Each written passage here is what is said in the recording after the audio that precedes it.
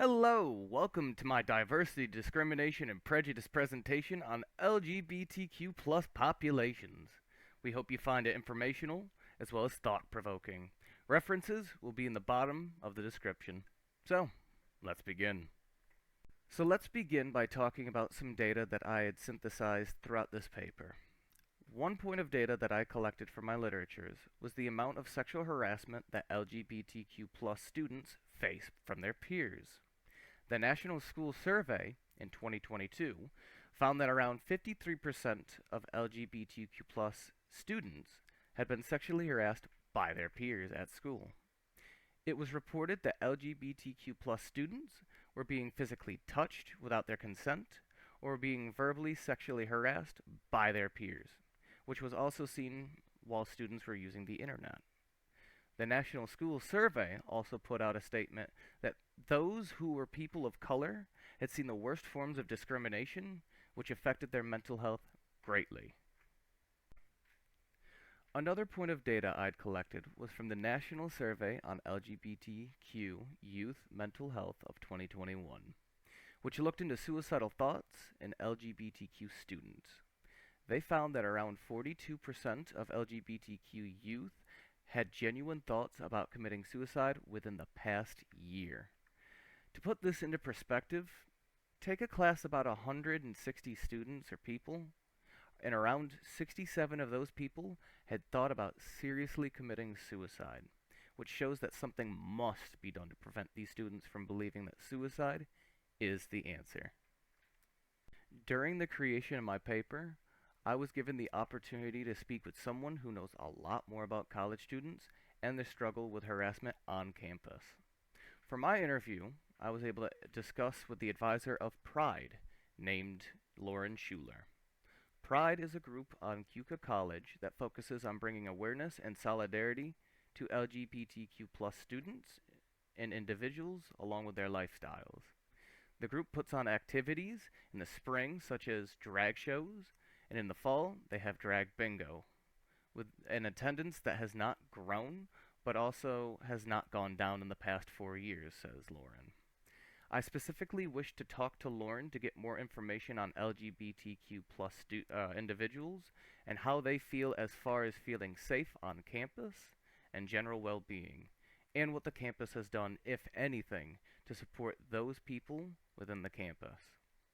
Lauren has informed me that she feels that Pride has helped those who are within the club as it helps with solidarity and allows their members to feel that they have a safe space on campus.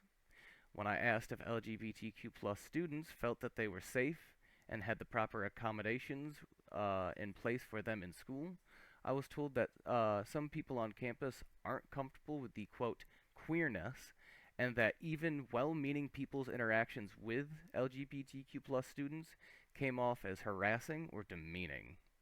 When I asked Lauren if she could tell me what the college is doing to help accommodate LGBTQ plus students so they feel welcomed on campus, Lauren told me that she doesn't know much about LGBTQ accommodations on campus, but what she does know is that some, if not most teachers, don't ask students for their preferred names or their pronouns, which seems to discourage a lot of LGBTQ students from attending classes.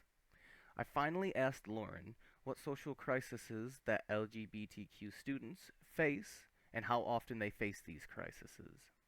Lauren mentioned that the main social crises on Keuka campus is that LGBTQ students complain about the closed-mindedness from others on campus, the bullying and harassment that they tolerate, and the culture shock of LGBTQ to those who don't understand or know about that group.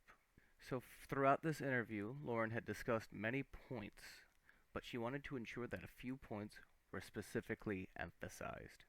She feels that teachers can do more to help out LGBTQ plus students feel more welcomed into master's programs into college, as she believes that queerness is taboo within her campus due to the closed-mindedness of others, people not understanding LGBTQ plus, and the struggles that those people have to deal with, and that people will only come to Pride events for the fun events.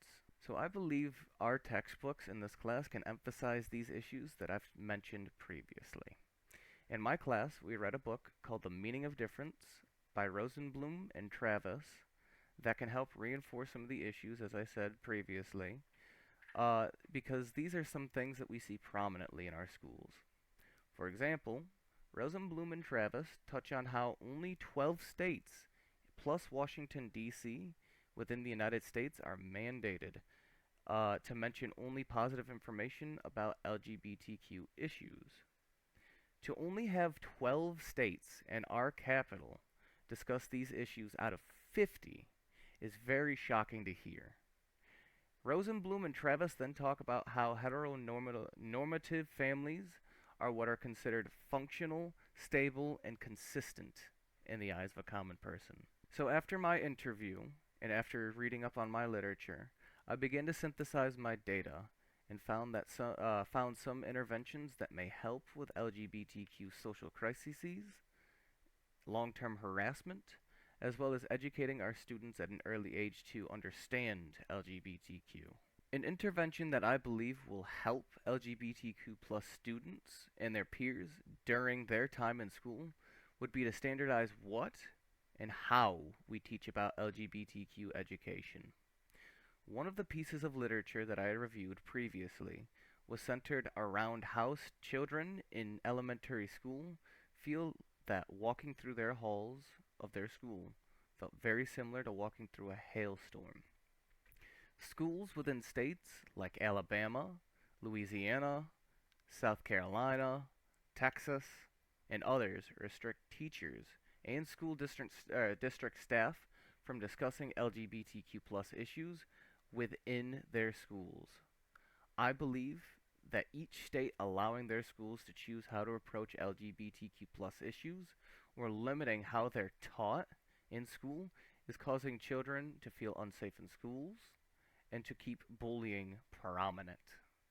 By standardizing how schools can approach and educate their students about LGBTQ plus issues and lifestyles, students may be less likely to be harassed or bullied for their sexuality or their gender identity.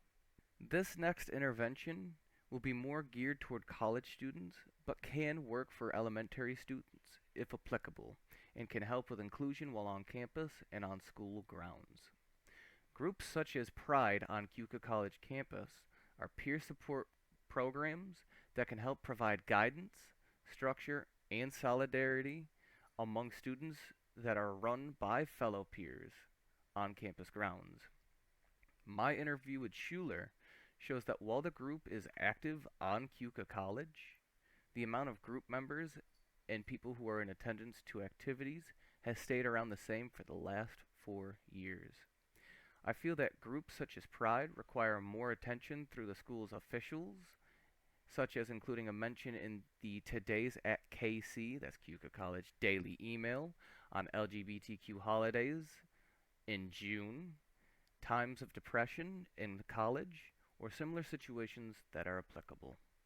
A dissertation written by Shainna Ali talks about the effectiveness of group counseling on young LGBTQ plus adults coping, coming out, and social support.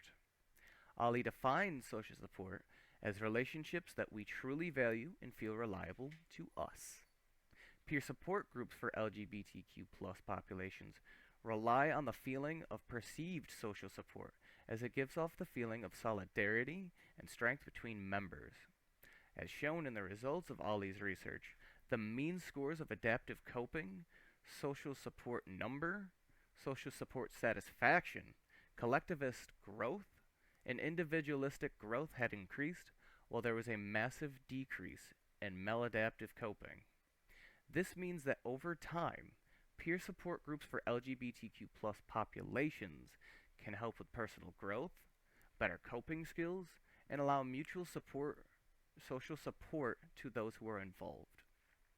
And now, I'd like to discuss certain possible research study ideas that can look more into these social crises. Some possible future research ideas would be to look into what draws people into peer support groups. While we've already seen how effective these groups are for the people who do eventually join these groups, we may not know exactly what draws them into it. As Lauren in my interview had said, The only people who are joining the group are more likely new freshmen who are coming into the master's program. She also said that the people who are going to these events are going for the fun parts and then leave for the educational bits about LGBTQ. We should also see how people are educated on LGBTQ topics. Lauren mentioned multiple times that while people may mean well, they can come off as harassing to the LGBTQ population.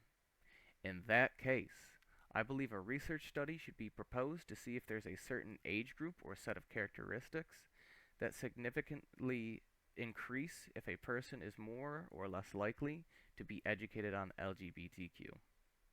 Thank you very much.